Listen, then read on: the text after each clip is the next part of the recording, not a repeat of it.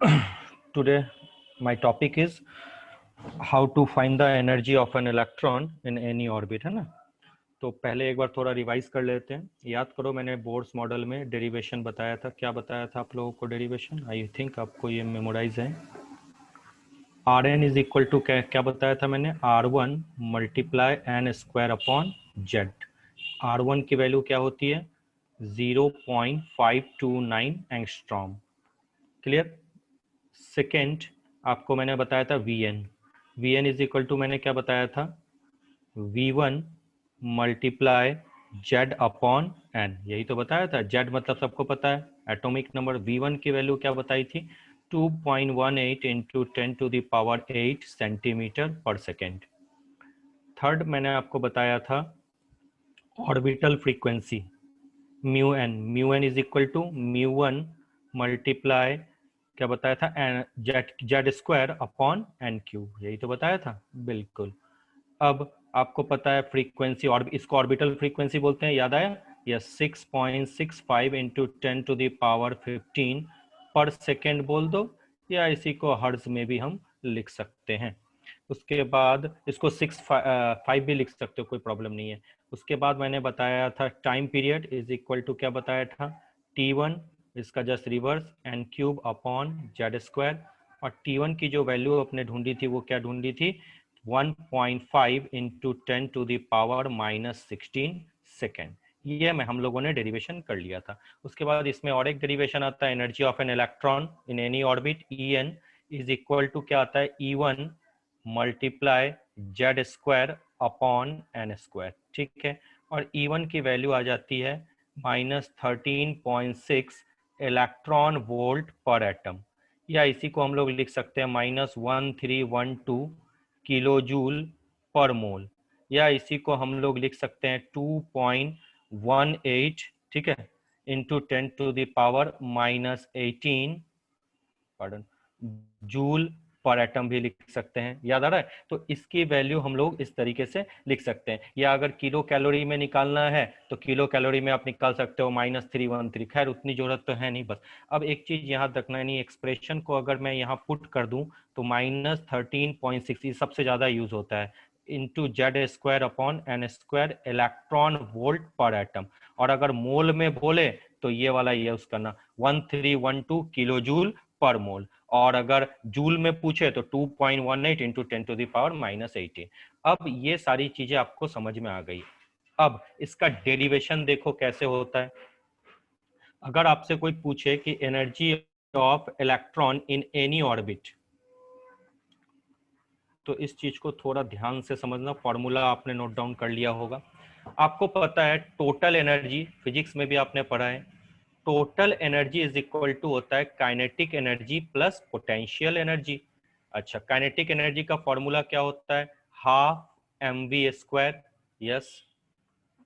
उसके बाद पार्डन, उसके बाद पोटेंशियल एनर्जी का फॉर्मूला क्या होता है? याद करो, के Q1 Q2 अपॉन आर।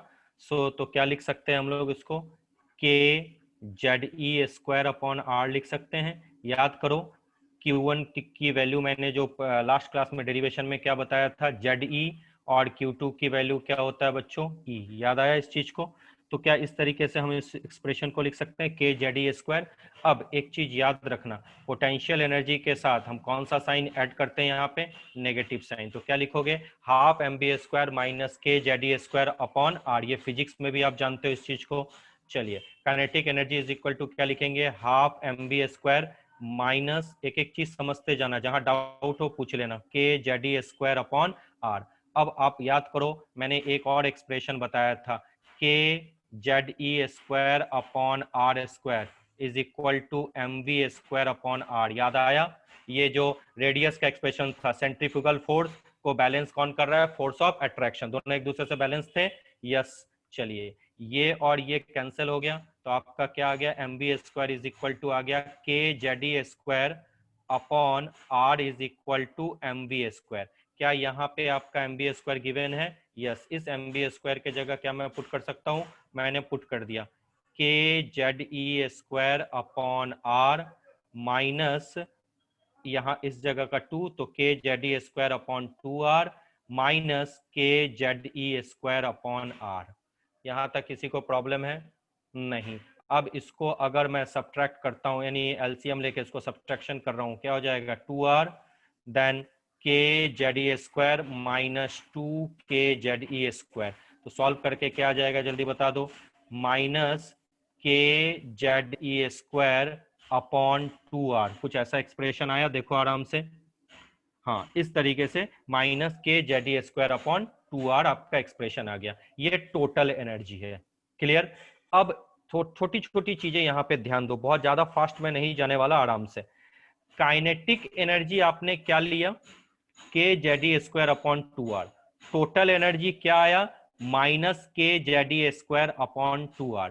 यानी अब अगर पहला आपसे कोई रिलेशन पूछे तो याद रखना, पहला रिलेशन आप लिखना, total energy is equal to kinetic energy minus में, या इसी को ऐसे लिख सकते हो, kinetic energy is equal to minus total energy. ये आपका एक्सप्रेशन समझ में आ गया? यानी अगर टोटल एनर्जी नेगेटिव में है तो काइनेटिक एनर्जी आपका किस में है? पॉजिटिव में। थोड़ा सा बैक साइड आ जाओ।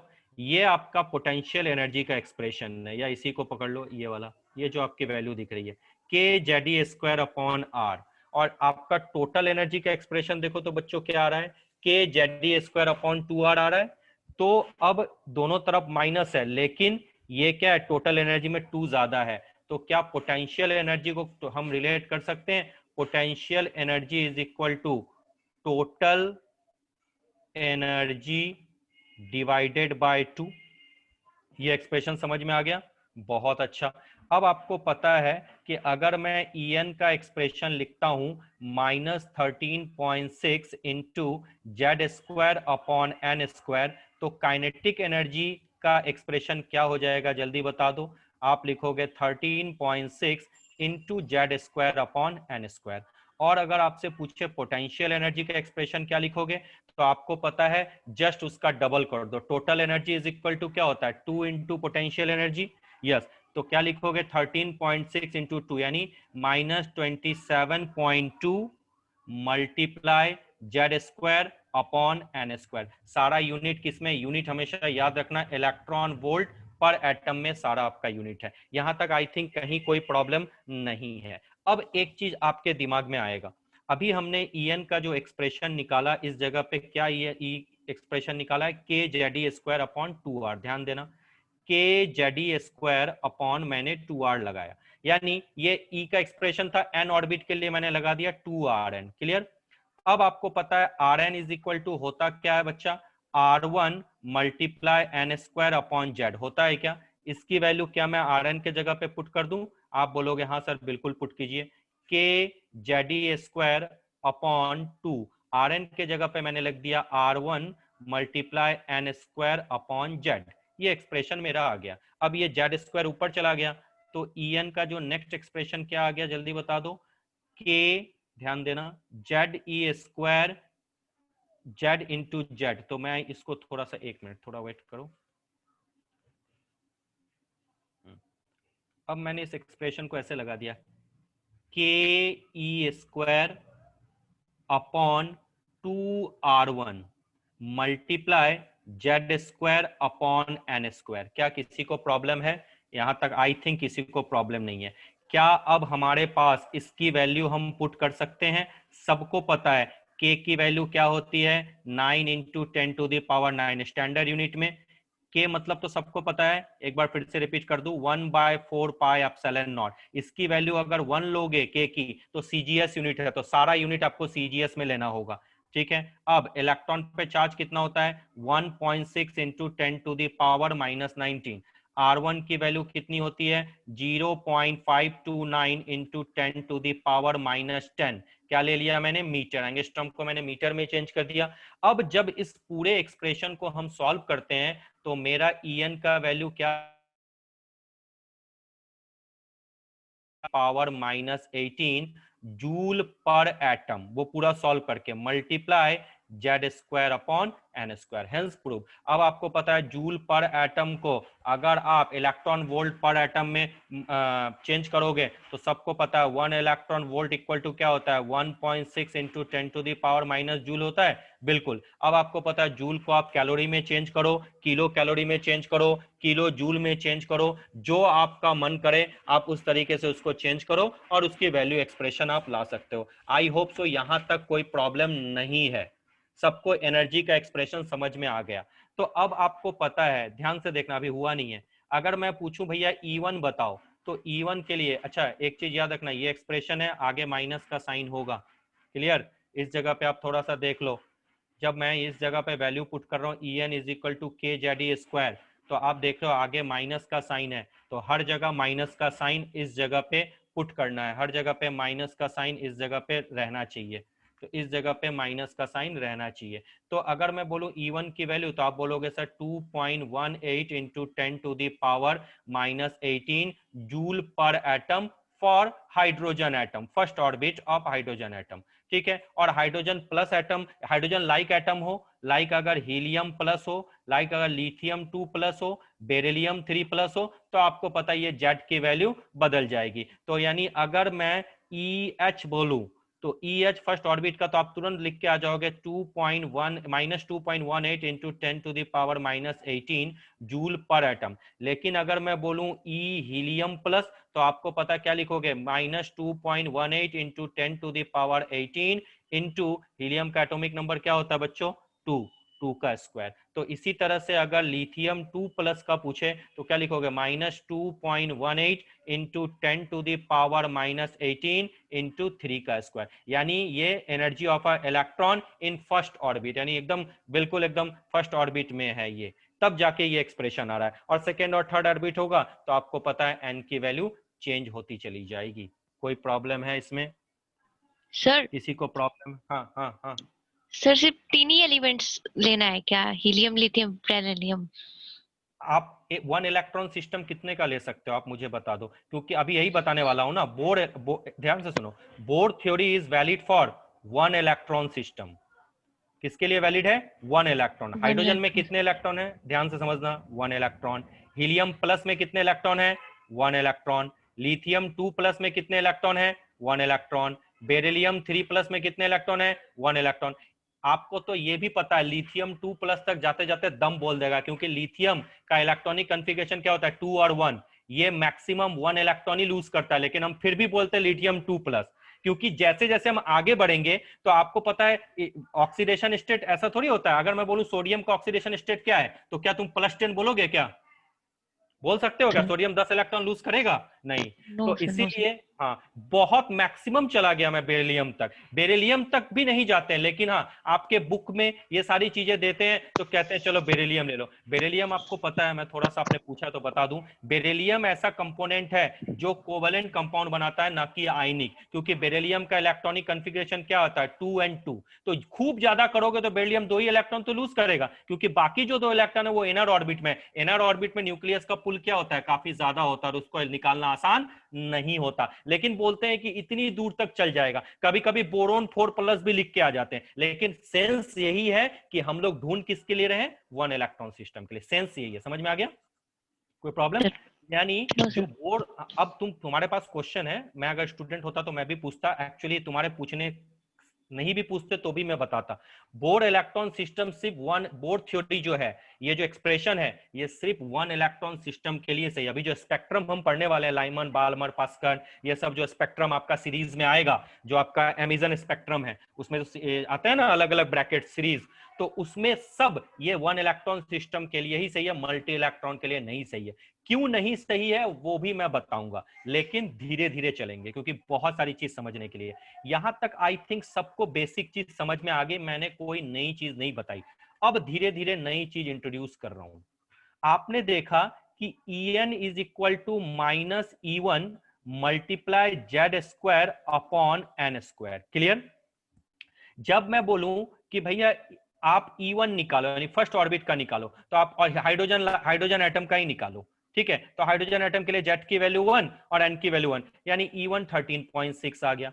अब मैं बोलूं बच्चा E2 निकालो, तो आप क्या लिखोगे 13.6 इंटू जेड की जगह तो फिर से 1, लेकिन एन की जगह 2 स्क्वायर, तो -13.6 डिवाइडेड बाय 4, यानी ये जो E1 की वैल्यू है और ये E2 की वैल्यू है, तो आप क्या देख रहे हो, जैसे जैसे हम E1 से E2 या मैं E3 चला जाऊं, -13.6 अपॉन 9 हो जाएगा, या मैं A4 पे चला जाऊं तो -13.6 डिवाइडेड बाय 60। तो आप क्या देख रहे हो, जैसे जैसे हम E1 से आगे जा रहे हैं, E1 से हम लोग आगे बढ़ते जा रहे हैं, तो क्या दिख रहा है आपको, energy become less negative, energy become less negative होता जा रहा है, यानी एनर्जी क्या हो रही है, इंक्रीज हो रही है। यानी अगर मैं इंफिनिटी पे पहुंच जाऊं तो इंफिनिटी पे जो एनर्जी की वैल्यू होगी वो क्या हो जाएगा बच्चा लोग, 0। समझ में आया, करके देखो। अब n के जगह अगर आप इंफिनिटी पुट करोगे तो मैथमेटिक्स क्या बोलता है, 1 अपॉन इंफिनिटी क्या होता है, 0। 0 को किसी से मल्टीप्लाई करते हो तो क्या होता है, 0। यानी जैसे जैसे हम न्यूक्लियस से दूर भागते जाएंगे ऑर्बिट की तरफ, तो ऑर्बिट में जो एनर्जी है वो क्या हो जाएगी, इंक्रीज, और जब हम इंफिनिटी पे पहुंच जाएंगे तो हमारी एनर्जी इक्विवेलेंट टू 0 हो जाएगी। आपके सामने एक्सप्रेशन है, दिमाग लगा के समझ लो। अब आपसे कहता है, तो बच्चा लोग अगर आप इतना पढ़ चुके हो तो मुझे बताओ आयनाइजेशन एनर्जी क्या होता है, तो आप तराक से जवाब दोगे, सर इतना आसान क्वेश्चन तो, why are you asking such kind of stupid questions, it's very simple, you will say sir minimum energy required to remove the electron, सुनना मेरी बात, minimum energy required to remove the electron from ground state to infinity, यानी किसी भी electron को उसके ground state से अगर इंफिनिटी पे लेके चले जाओ तो उसको आयनाइजेशन एनर्जी बोलते हैं। क्लियर, तो अगर आयनाइजेशन एनर्जी का एक्सप्रेशन लिख लें, मतलब यहां पे तुम हो, यहां पे इलेक्ट्रॉन है और इस जगह पे तुमने इलेक्ट्रॉन ले गए, तो आयनाइजेशन एनर्जी का एक्सप्रेशन क्या होगा, energy of the infinity minus energy of ground state. आपको पता है एनर्जी ऑफ इंफिनिटी क्या होता है, 0, और एनर्जी ग्राउंड स्टेट किसी एलिमेंट का क्या आपने अभी पढ़ा है, जल्दी बता दो सर। अभी आपने बताया था 13.6 into Z square upon n square. तो अगर मैं पूछूं बच्चा लोग अब बताओ आयनाइजेशन एनर्जी का expression, minus minus plus 13.6 into Z square upon n square, जीवन में कभी भी मत भूलना, ये आयनाइजेशन एनर्जी का एक्सप्रेशन विथ फुल डिस्क्रिप्शन, पूरे डिस्क्रिप्शन के साथ आपका समझ में आ गया। किसी को प्रॉब्लम है? आई थिंक नहीं है किसी को प्रॉब्लम है। क्या प्रॉब्लम होगी, इतना तो आप लोग मुझसे ज्यादा ही टैलेंटेड हो, है ना। चलिए, बात यहां पे खत्म नहीं होती, बात यहां से स्टार्ट होती है। आयनाइजेशन एनर्जी का एक्सप्रेशन आपको बहुत अच्छे से समझ में आ गया। अब मैंने बोला कि इलेक्ट्रॉन ग्राउंड स्टेट पे नहीं है, सुनना मेरी बात, इलेक्ट्रॉन को मैंने पहले ही एक्साइटेड स्टेट पे ले गया, और अब एक्साइटेड स्टेट से लेकर इलेक्ट्रॉन को मैं इंफिनिटी पे उठा के ले जाऊं, तो ऐसी एनर्जी को हम लोग क्या बोलते हैं, कोई बता सकता है, जल्दी से बताओ। इलेक्ट्रॉन ग्राउंड स्टेट से इंफिनिटी पे ले गए तो ऐसी एनर्जी को आयनाइजेशन एनर्जी बोलते हैं, और आयनाइजेशन एनर्जी का एक्सप्रेशन आपके पास आराम से बैठा हुआ है, कब प्लस कब माइनस सब है। अब आपसे पूछे कि इलेक्ट्रॉन पहले से ही एक्साइटेड स्टेट में है, यानी अगर मैं हाइड्रोजन का बात करूं तो हाइड्रोजन के पास एक ही इलेक्ट्रॉन होते हैं, यानी वो के सेल में है, लेकिन मैंने उसको उठा के एक्साइटेड करके एल सेल में ले गया। अब एल से उठा के मुझे इंफिनिटी पे ले जाना है, तो क्या ऐसी एनर्जी को भी हम आयनाइजेशन एनर्जी बोलते हैं क्या, जल्दी बता दो, जल्दी बताओ बच्चों। अब नहीं बताओगे तो ये भी बोल दो, समय बर्बाद मत करो। किसी को पता है?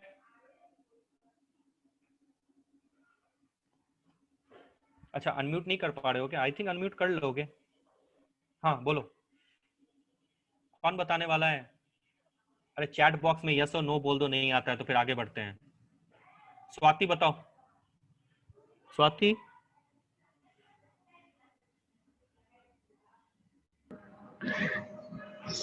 Electron gain enthalpy.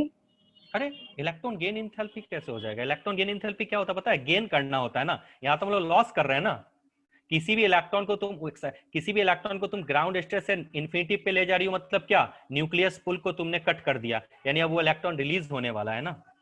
गेन मतलब क्या, तुम इलेक्ट्रॉन दे रहे हो उसको। अच्छा सुनिए, अब फिर से सुनो, कोई प्रॉब्लम नहीं है, ध्यान से सुनो, हम यहाँ पे कुछ नई चीजें सीखने आए। सुनो, इलेक्ट्रॉन को जब ग्राउंड स्टेट से हम इंफिनिटी पे ले जाते हैं, तो इसको तो बचपन से पढ़ रहे हो, आयनाइजेशन एनर्जी। लेकिन जब इलेक्ट्रॉन एक्साइटेड स्टेट में और उसको हम इंफिनिटी पे ले जा रहे हैं बच्चों, तो ऐसी एनर्जी को हम लोग बोलते हैं सेपरेशन एनर्जी। क्या बोलते हैं बच्चा? Separation energy. याद रखना इस चीज को, इसको स्टार बना के बीवीआई कर लो। तो अगर सेपरेशन एनर्जी का कोई डेफिनेशन पूछे तो आप सीधा सीधा बोलना, the energy required to remove the electron already present in excited state, clear, to infinity. समझ में आया? This is called excitation, sorry, this is called separation energy. I hope आपको ये चीज समझ में आ चुका है। क्लियर? अब आपके पास नेक्स्ट आ जाता है एक्साइटेशन एनर्जी। नेक्स्ट टॉपिक क्या आ जाता है बच्चों? Excitation energy. अगर आपसे कोई पूछे कि एक्साइटेशन एनर्जी क्या होता है, तो एक्साइटेशन एनर्जी मतलब the energy required to excite the electron. मतलब किसी भी इलेक्ट्रॉन को उसके ग्राउंड स्टेट से किसी भी स्टेट में ले जाना, that is called excitation energy. इस चीज को आप समझ जाना। कोई प्रॉब्लम? फिर से मैं बोल रहा हूं, अगर आपसे पूछे व्हाट इज एक्साइटेशन एनर्जी, तो क्या बोलोगे? Energy required to move an electron from ground state of the atom to any other state of the atom. मतलब ग्राउंड स्टेट से, सपोज करो हाइड्रोजन के पे है, के से तुम एल पे ले गए, एल से तुम एम पे ले गए, या कहीं पे ले जाने में तुमको जितनी एनर्जी की रिक्वायरमेंट होगी, that is called excitation energy. तो चलो, अगर मैं आपसे पूछूं कि हाइड्रोजन एटम का एक्साइटेशन एनर्जी, ध्यान से सुनना, excitation energy of second state कैसे निकालोगे? अगर मैं बोलूं हाइड्रोजन एटम ही है, चलो, हाइड्रोजन एटम का एक्साइटेशन एनर्जी कैसे निकालोगे सेकेंड स्टेट का?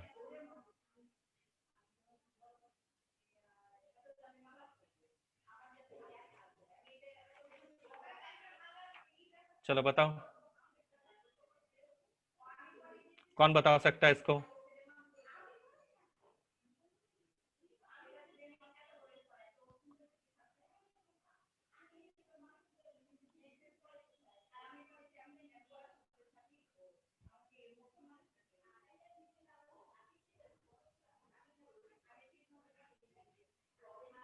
कोई नहीं बता पाएगा? देखो, excitation energy of second state of hydrogen atom, इसको हम लोग लिखते हैं, इसी को इस तरह से भी लिख सकते हैं, excitation energy of first excited state. यही तो है, फर्स्ट एक्साइटेड स्टेट। क्योंकि सेकेंड स्टेट में कौन हो? फर्स्ट एक्साइटेड स्टेट में ही तो गए। Excitation energy of second state मतलब excitation energy of first excited state, मतलब इसी को लिखोगे first excitation energy.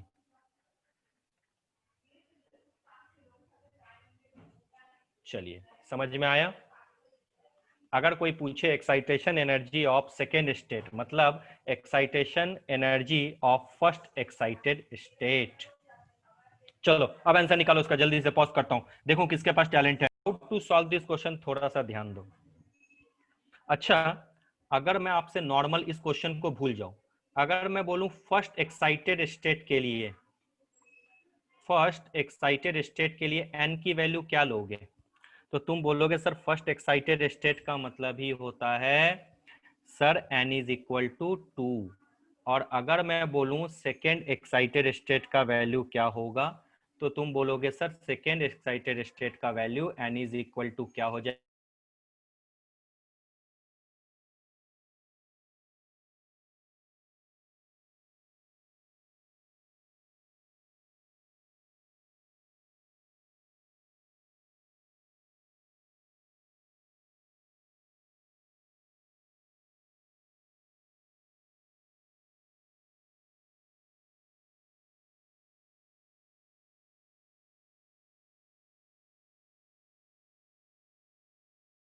I hope so आपको समझ में आ चुका होगा, ठीक है।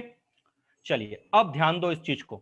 अब पूछा है excited energy of first excited state, तो excited energy of first excited state EX is equal to क्या लिख, फर्स्ट एक्साइटेड स्टेट मतलब n इज इक्वल टू 2, तो क्या लिखोगे E2 और कहां से कहां ले गए, ग्राउंड स्टेट -E1। अब E2 का फॉर्मूला हाइड्रोजन लाइक एटम के लिए क्या होता है, 13.6 into Z² upon n²। n² की जगह 1 पुट करें और E1 का वैल्यू सबको पता है -13.6। देखो कितना आसान है। अब इसको सॉल्व करो, Z की जगह 1 पुट कर दो तो -13.6 डिवाइडेड बाय 4। अब मैसेज मत करो, +13.6 क्या होगा, अभी नहीं है विजिबल, बीच में ब्रेक डाउन हो गया था। अब देखो विजिबल है, अब है, हाँ वो बीच में नेटवर्क चला गया था। अब आ गया समझ में। अब इसको सॉल्व करके कितना आ जाएगा, -3.4 आएगा +13.6 क्या हो जाएगा, जल्दी बता दो, +10.2 इलेक्ट्रॉन वोल्ट। ये आपका एम्स का क्वेश्चन था। जिसको थ्योरी आता है उसके लिए ये क्वेश्चन क्या था मुझे बताओ। क्वेश्चन पूछा एक्साइटेड एनर्जी, बहुतों को तो ये पता ही नहीं है कि एक्साइटेशन एनर्जी होता क्या है। तो अगर एक्साइटेशन एनर्जी पे क्वेश्चन आए तो भैया कैसे सॉल्व करोगे, मैंने क्या कुछ नया किया मुझे बताओ। तो कुछ भी नया नहीं किया, वही फॉर्मूला है।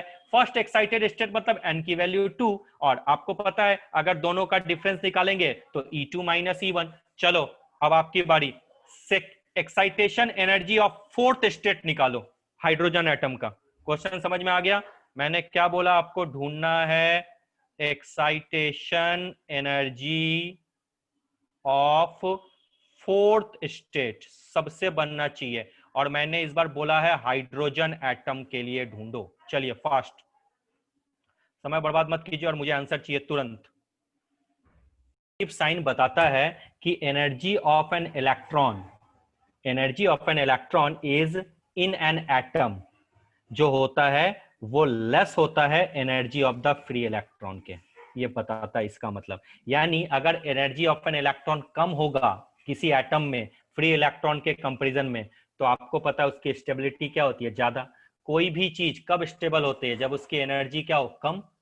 आपने कभी ऑर्गेनिक रिएक्शन पढ़ा होगा तो ट्रांजिशन स्टेट को बोलते हैं high energy state. High energy state मतलब अनस्टेबल, लेस स्टेबल, यानी जैसे जैसे वो एनर्जी लूज होगा, यानी एनर्जी उसकी कम होगी, तो उससे क्या मतलब होगा, स्टेबिलिटी गेन होगी। तो इस माइनस का जो पहला साइन होता है उसका मतलब होता है कि energy of an electron in an atom is less than the energy of the free electron. अगर कोई फ्री है तो जहां तहां मूव करेगा, और आपको पता है एटम तभी स्टेबल है जब इलेक्ट्रॉन एक फिक्स सर्कुलर ऑर्बिट में मूव करता है विथ सर्टेन एनर्जी, और उसके मूवमेंट से कभी एनर्जी लूज नहीं होती। ये पहला चीज है, ये साबित कर दिया। दूसरा, अच्छा तुमने क्या किया,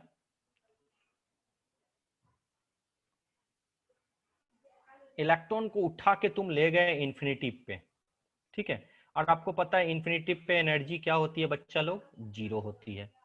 अब तुम धीरे धीरे इधर आ रहे हो, समझना मेरी बात, इधर आ रहे हो और एकदम बहुत और न्यूक्लियस के पास आ रहे हो। तो आप क्या देख रहे हो, जैसे जैसे आप इधर जा रहे हो 0 से, तो आपकी एनर्जी की वैल्यू जो हो रही है 0 से -0.5 हो गया, या -1 हो गया, -2 हो गया, -3 हो गया। ध्यान से मैं बिल्कुल लॉजिकल बता रहा हूँ, कोई -10 हो गया, -13.6 हो गया, कुछ भी हो गया। आप जैसे जैसे न्यूक्लियस के पास जा रहे हो आपकी वैल्यू डिक्रीज हो रही है। अच्छा, डिक्रीज का मतलब क्या होता है, लॉस ऑफ एनर्जी होता है क्या?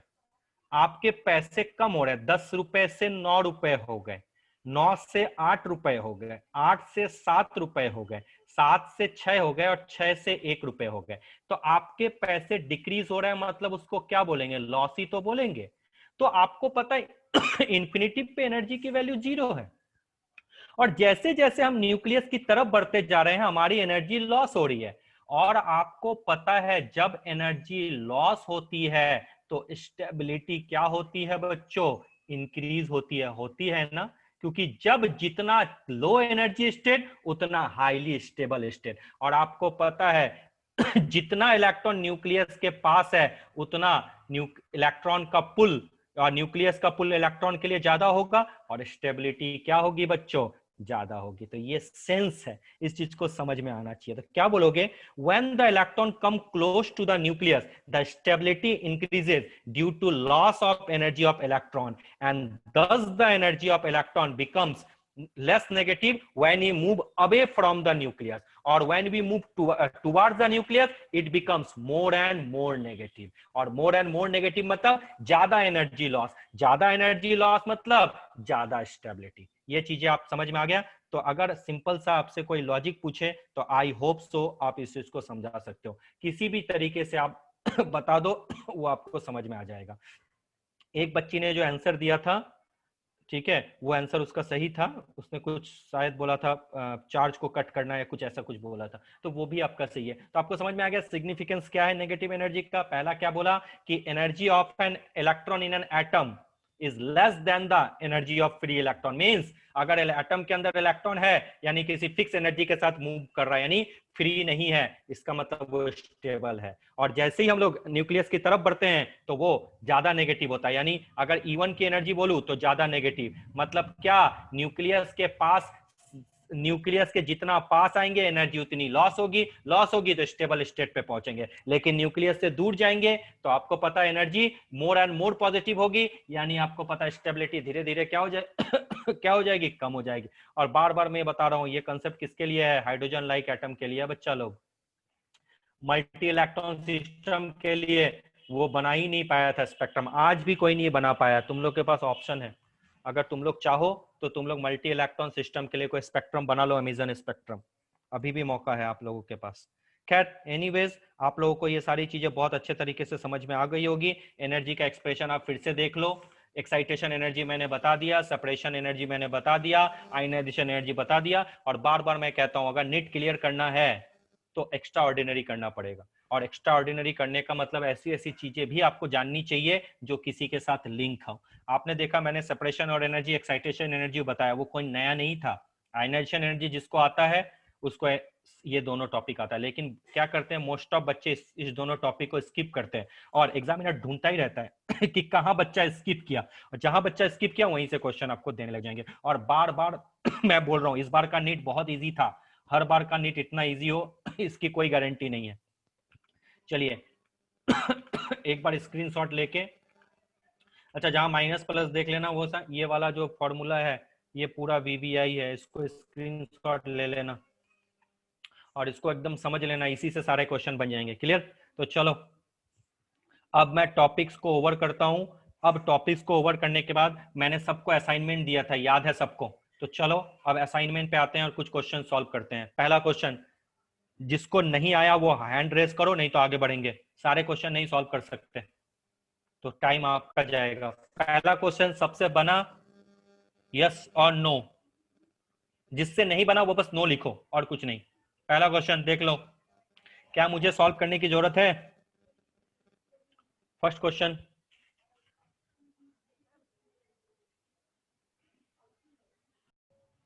किसी को डाउट है पूछते जाओ। क्वेश्चन नंबर 4, क्वेश्चन नंबर 4 का क्वेश्चन आंसर क्या है? Maximum kinetic energy of the photo electron. बंदा, अरे यार ये तो इजी है, फाइंड द थ्रेशोल्ड फ्रीक्वेंसी, है ना, ये बन जाएगा, आई होप सो। इसका आंसर देखने दो।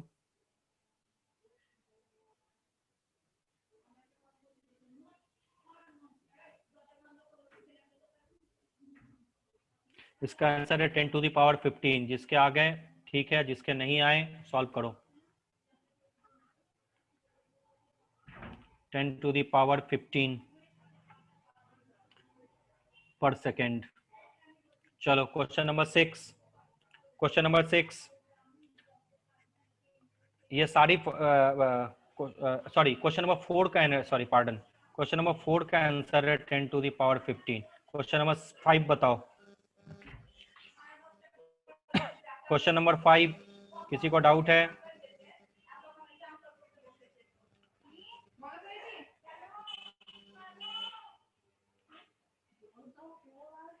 नैनोमीटर, देखो नहीं बने तुरंत बताना।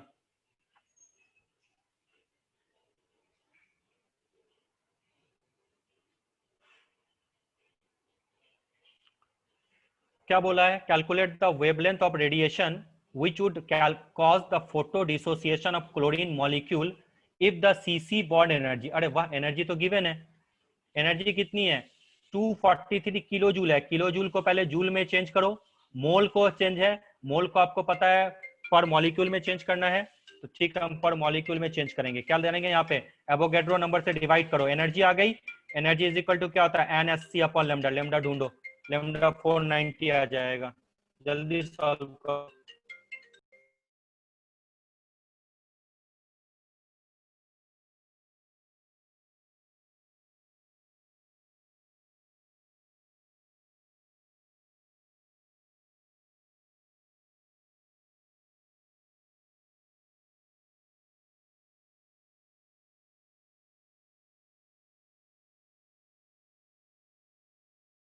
नेक्स्ट ये कौन बता सकता है, ये मुझे बिल्कुल नहीं पता बच्चों, इसका आंसर आप ही लोग को करना है। क्वेश्चन नंबर 8, ये मैं आपकी मदद नहीं कर सकता क्योंकि इसका आंसर मुझे नहीं पता, ये अब आपको बताना पड़ेगा। क्वेश्चन नंबर 8, अरे वाह बता भी दिया क्या, या इतना फास्ट हो तुम लोग यार, I feel proud while teaching you all. तुम लोग का नीट में सिलेक्शन नहीं हुआ तो किसका होगा, एक्स आएगा क्या, अच्छा हो सकता है जब तुम लोगों ने बोला होगा तो एक्स ही आया होगा, बाकी ढूंढ कैसे। If the speed of electron is first board orbit of hydrogen be x, then find out the speed of electron in second orbit। अच्छा तो कैसे किया, मुझे तो नहीं समझ में आ रहा है। अच्छा ऐसा कुछ किया है क्या, Vn is equal to V1 multiply Z upon N, ये फॉर्मूला लगाया क्या, पहले हाइड्रोजन का आपको ढूंढ लिया फर्स्ट ऑर्बिट का, यानी जो V1 की वैल्यू दी हुई है वो आपको, मतलब ये जो हाइड्रोजन के लिए निकालोगे इसकी पूरी वैल्यू आपकी आएगी x, और हीलियम प्लस के लिए पूछा है, अच्छा जी तो दोनों को डिवाइड कर दिया होगा, हाँ यार सही होगा आंसर, चलिए बहुत अच्छा सही होगा, क्या चेक करूं मैं, इतना इजी तो है। चलिए क्वेश्चन नंबर 9, आंसर नहीं होता, हर क्वेश्चन का आंसर नहीं होता मेरे पास, इसलिए खुद से भी कोशिश करो, फॉर्मूला तो बता दिया क्यों मिस करोगे। चलिए क्वेश्चन नंबर 9 बनेगा या नहीं, जल्दी करो, घर पे असाइनमेंट बना के तुम लोग आते नहीं हो, इतना मेहनत करके मैं हैंड रिटन असाइनमेंट देता हूं, आप लोग सॉल्व नहीं करोगे तो कैसे चलेगा। क्वेश्चन नंबर 9 बनेगा, रेडियस रेशियो हो गया, चलो बहुत अच्छा, गुड, चलो आ जाओ नेक्स्ट। चलिए क्वेश्चन नंबर 10, अभी बताया क्वेश्चन, देखो क्वेश्चन आ रहा है, find out the energy required in electron what to excite the electron, सीधा सीधा क्या निकालोगे जल्दी बताओ तो, इतना दिमाग मत लगाना, 1 अपॉन लेमडा वाले पे मत चले जाना, सीधा सीधा फॉर्मूला क्या है डेल्टा ई, इसको क्या लिखोगे E2 माइनस E1, खत्म बात।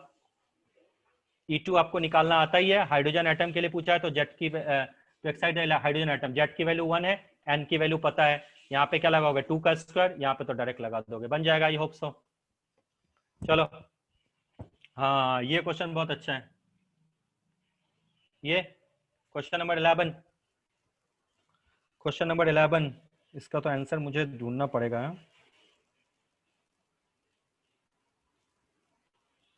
क्वेश्चन नंबर 11 देखो किससे बनेगा, चलो एक काम करते हैं, पूरा तुमने बनाया नहीं है, क्वेश्चन नंबर, अब ध्यान दो 1 मिनट, अच्छा बन गया क्या, ये भी बन गया, अच्छा नहीं आया सर, चलो ठीक है प्रैक्टिस करो। अच्छा एक बात मुझे बताओ, an electron in an atom undergo transition in such a way that its kinetic energy changes from x to x by 4, find out the change in potential energy। अच्छा एक बात मुझे बताओ, काइनेटिक एनर्जी और पोटेंशियल एनर्जी, अभी मैंने आज अभी जो क्लास लिया कुछ रिलेशन बताया है, और काइनेटिक एनर्जी और टोटल एनर्जी में मैंने रिलेशन बताया है, और पोटेंशियल एनर्जी और टोटल एनर्जी में रिलेशन बताया है क्या, अभी मैंने रिलेशन बताया, देखो पीछे पलट के, तो बोल रहा है काइनेटिक एनर्जी अगर इतना चेंज हुआ तो पोटेंशियल एनर्जी कितना चेंज होगा, सोच के तो बताओ। इतना तो मुझे भी समझ में आ रहा है कि काइनेटिक एनर्जी जो है वो हाफ होता है पोटेंशियल एनर्जी का, यानी पोटेंशियल एनर्जी डबल होता है काइनेटिक एनर्जी का विथ नेगेटिव साइन, बस अब तुम सोच के बनाओ। चलो एक काम करते हैं, कल आपकी क्लास नहीं है केमिस्ट्री की, ठीक है, तो क्वेश्चन नंबर पूरा ये आप जो दिख रहा है ये पूरा बनाओगे, और उसके बाद जो डाउट है वो मुझसे पूछोगे, ठीक है। तो नेक्स्ट क्लास जो वेडनेसडे को मैं लेने वाला हूं, उस क्लास में जो और बाकी असाइनमेंट बचे हैं उसको सॉल्व करेंगे, और हम लोग नेक्स्ट क्लास में अब नेक्स्ट स्टेज पे पहुंच जाएंगे एटॉमिक स्ट्रक्चर का। अब जो नेक्स्ट स्टेज है एटॉमिक स्ट्रक्चर का वो थोड़ा डिफरेंट आ जाएगा, क्योंकि नेक्स्ट क्लास में मैं आपको पहले तो स्पेक्ट्रम बता दूंगा पूरा, उसके बाद अगर समय बचेगा तब हम लोग जाएंगे जो वेब मैकेनिकल थ्योरीज है उस पे हम लोग चाहेंगे, समरफेल्ड मॉडल पे, क्योंकि इलेक्ट्रॉन का पाथ सर्कुलर नहीं होता, इलेक्ट्रॉन का पाथ कैसा होता है, इलेप्टिकल पाथ होता है, और कितने पाथ इलेप्टिकल होते हैं वो सारा मैं ड्राइव आपको कर दूंगा। चलिए आज की क्लास यहीं खत्म करते हैं। आई होप सो सबको समझ में आ चुका होगा।